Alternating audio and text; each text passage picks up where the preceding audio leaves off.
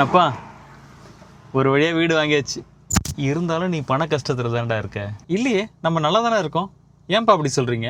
ஏன்னா நம்ம இந்த வீடை வாங்கணும்னு ஆசைப்பட்டேன். ஓகே, ஆனா நம்ம இந்த வீடை என்ஜாய் பண்ண வேண்டாம். இல்லப்பா எனக்கு புரியல, ஏன் நம்ம புது வீடை என்ஜாய் பண்ணக்கூடாதுன்னு சொல்றீங்க? திருப்தியா இருக்கிறது எனக்கு திருப்தியை கொடுக்கல. நம்ம ஒரு விஷயத்துக்கு திருப்தி ஆயிட்டோம்னா அதே போதும்னு நினைச்சிருவோம்.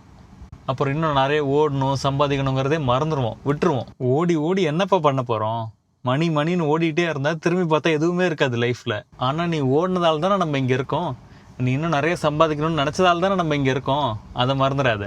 ஓகே, இந்த நிலைமைக்கு வந்துட்டோம்ல, இப்ப கூட என்ஜாய் பண்ணலன்னா அப்புறம் ஒண்ணுமே இருக்காது இவ்வளவு கஷ்டப்பட்டதுக்கு நம்ம லைஃப்ல. அப்ப அவ்வளவுதானா?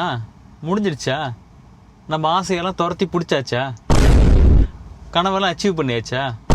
இனிமேல் வீட்டில் டிவி பார்த்துக்கிட்டு பேப்பர் படிச்சுட்டு இருந்தால் போதுமா? முடிஞ்சிடுச்சுன்னு நான் சொல்லப்பா. ஆனால் இருக்கிறத என்ஜாய் பண்ணாமல் ஆசைப்பட்டுட்டே இருந்தால் அது இன்னமும் நம்மளை கஷ்டப்படுத்தும். ஏதோ எனக்கு இதை எப்படி என்ஜாய் பண்ணணும்னு தெரிலப்பா. நான் வாழ்க்கையில் நிறைய கஷ்டத்தை பார்த்துருக்கேன். ரிலாக்ஸாக இருங்கப்பா. நீங்கள் தான் என்னை விட அதிகமாக என்ஜாய் பண்ணணும் இந்த புது வீடு சக்ஸஸ். சரி வாப்பா, வீட்டுக்குள்ளே போகலாம்.